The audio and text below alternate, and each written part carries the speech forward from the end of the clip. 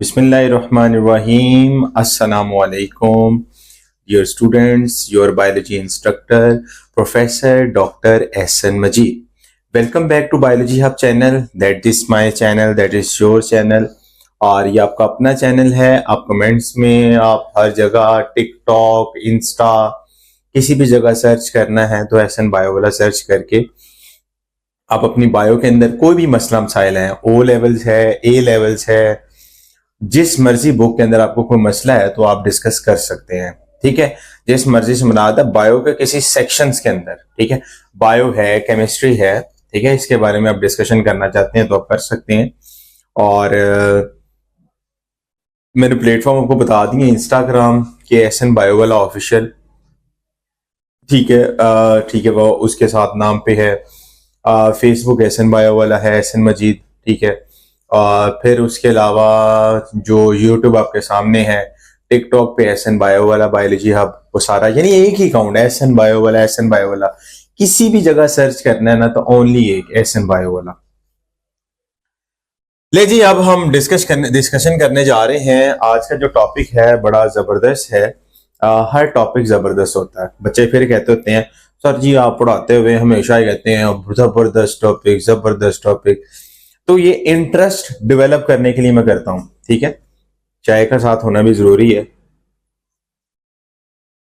अगर किसी ने पीनी हो तो घर में पिए यार, इधर कैसे पिला सकता हूं. ठीक है, और आज का लेक्चर इस टाइम मेरे सामने मेरी मदर बैठी भी हुई है. ठीक है, ये सुन भी रही है. तो जी, तो अब हम लेक्चर को आगाज करते हैं. ठीक है, अच्छा जी, साथ साथ जरा आपने बताना है, चाहे अगर फॉर एग्जांपल मैं पीने भूल जाऊं ना तो मुझे बता दीजिएगा. अच्छा जी, बाज़ दफा बुक में बहुत ज्यादा मसरूफ हो जाता हूं. सबसे पहले आपके पास है कि टी आर. टी आर से क्या मुराद है?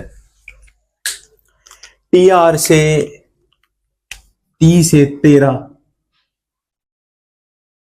आर से रिक्शा, 13 रिक्शा. मेरा रिक्शा, तेरा रिक्शा, इसका रिश्का, रिश्का रिश्का नहीं, रिक्शा, रिश्ता भी न कह देना. ठीक है, सो ये आपके सामने जो है टी से आपने अब मैंने कुछ एक चीज आपसे पूछनी थी बच्चों से, तो बताएं मुझे निमोनिक्स में साथ में पढ़े. कौन कौन बच्चा कहता है निमोनिक्स में पढ़ना? निमोनिक्स में ये होगा, आपने एक पैराग्राफ ख्वाह याद करना है. एक ऐसी लाइन बना दूंगा, तेरा रिक्शा, उसे आपको याद हो जाएगा इजीली. समझ आ रही है ना? समझ रहे हो ना? समझ रहे हो ना? समझ रहे हो? समझ रहे हो? समझ रहे हो ना?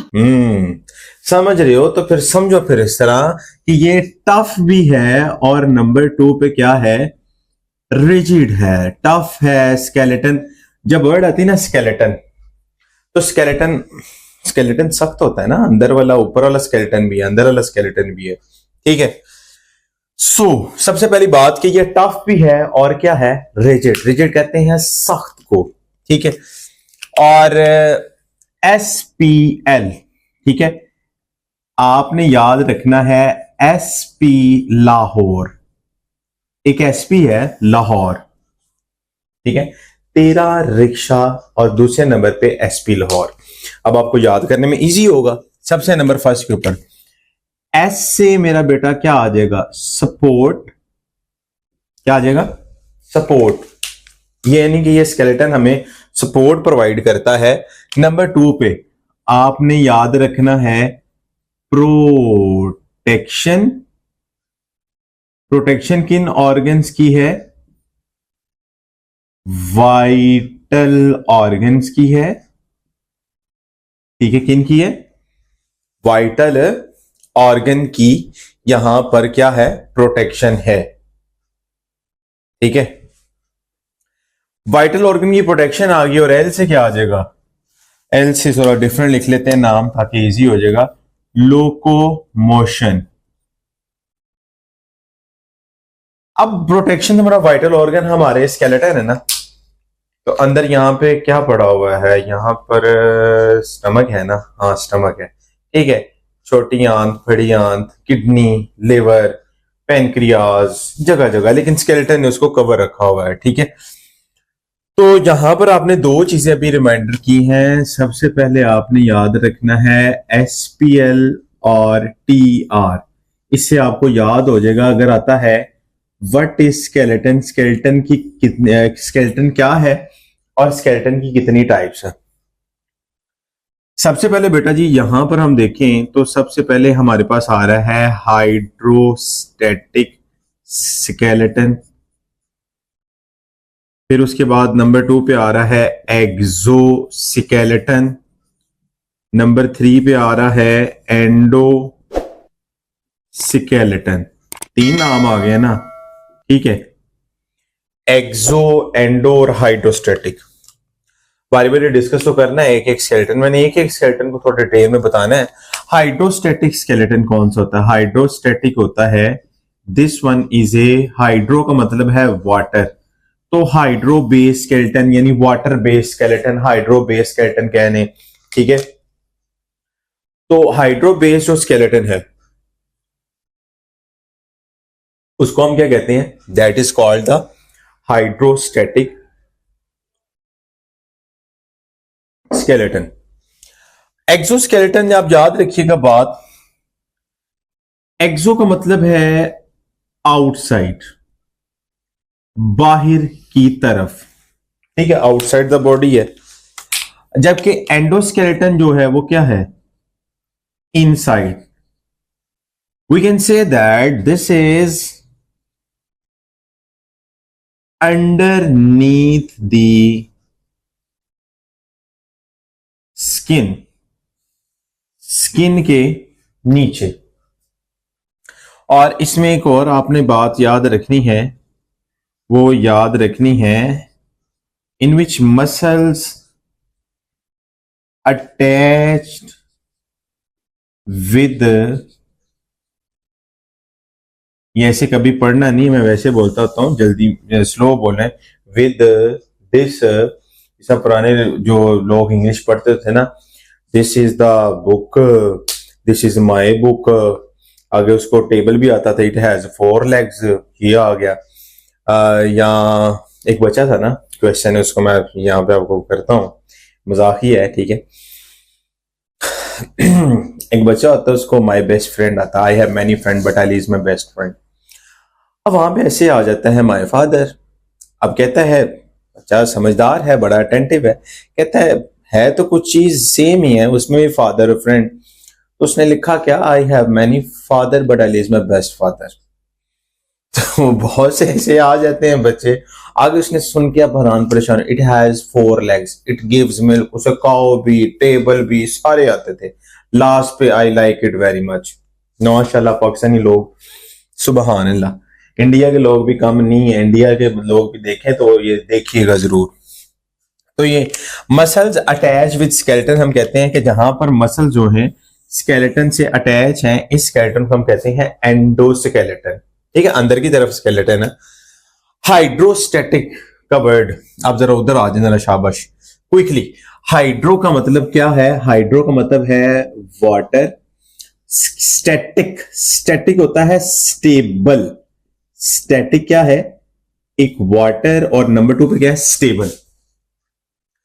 तो पी से सबसे पहले काम आपने याद रखना है, कोई भी स्केलेटन है तो उसने प्रोटेक्शन प्रोवाइड करनी है, सपोर्ट देनी है, जी शेप को क्या करना है? मेंटेन करना है, जी इसके अलावा ऑब्वियसली बात है कि लोकोमोशन भी आ जाती है।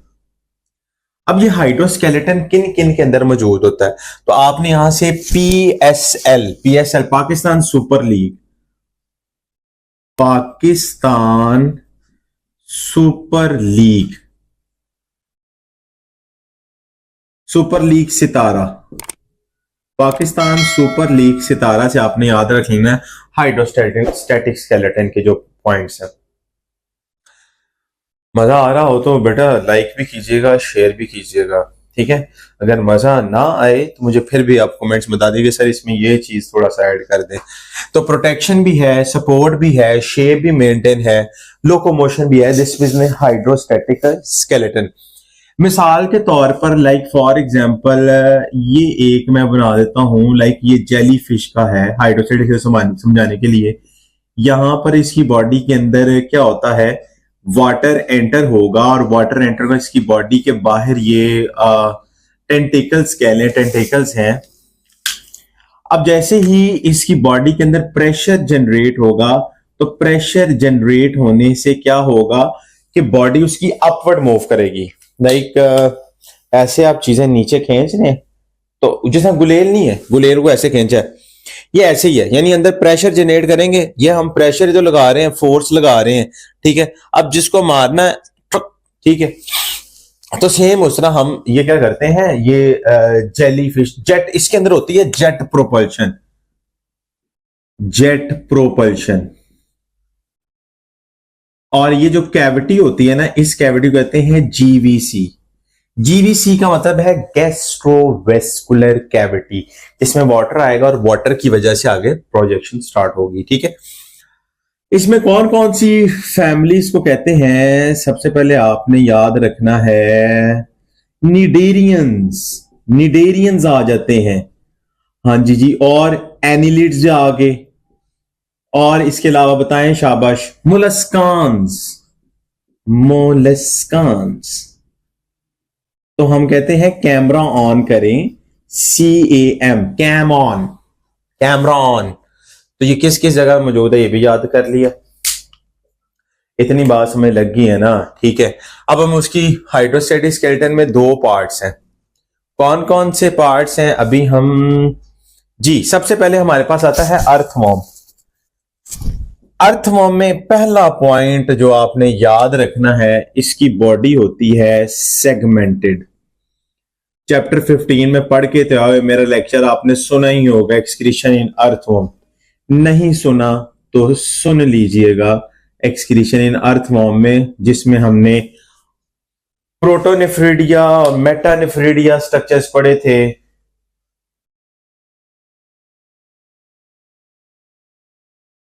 ठीक है, सेगमेंटेड बॉडी है, और सेगमेंटेड बॉडी के अंदर यहां पर है सीटी।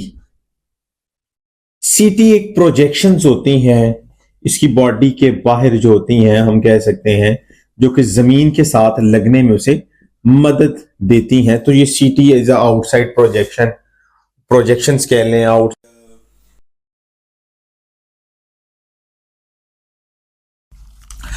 यहां पर मेरा बेटा देखिएगा गौर से, यहां पर दो तरह के मसल्स हैं।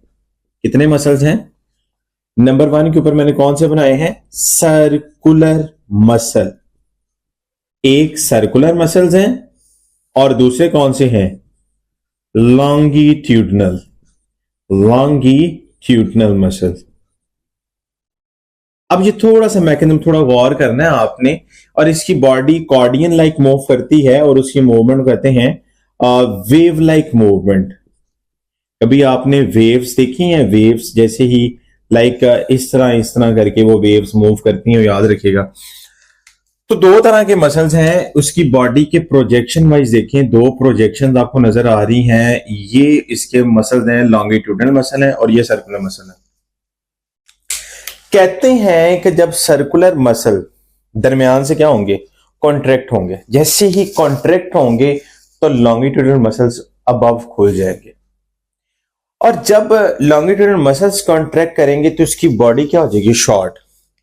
जब ये कॉन्ट्रैक्ट करेंगे तो इसकी बॉडी हो जाएगी शॉर्ट। जबकि सर्कुलर मसल्स कॉन्ट्रैक्ट कर रहे हैं, उससे अर्थवॉर्म की बॉडी क्या हो जाएगी? लॉन्ग, और इजीली ये लोकोमोशन को, स्केलेटन उसका डेवलप हो गया। अब स्केलेटन मूव करना है उसने, और उसके अंदर प्रेशर आ गया, आप कह लें फोर्स आ गई जिसे मूव कर रहे हैं। एक एग्जांपल सी एनीमोना है, सी एनीमोना, ठीक है। इसमें भी क्या होता है जी? वाटर। क्या होता है? वाटर की एंट्री होती है। लाइक फॉर एग्जांपल इसमें भी सर्कुलर मसल्स होते हैं।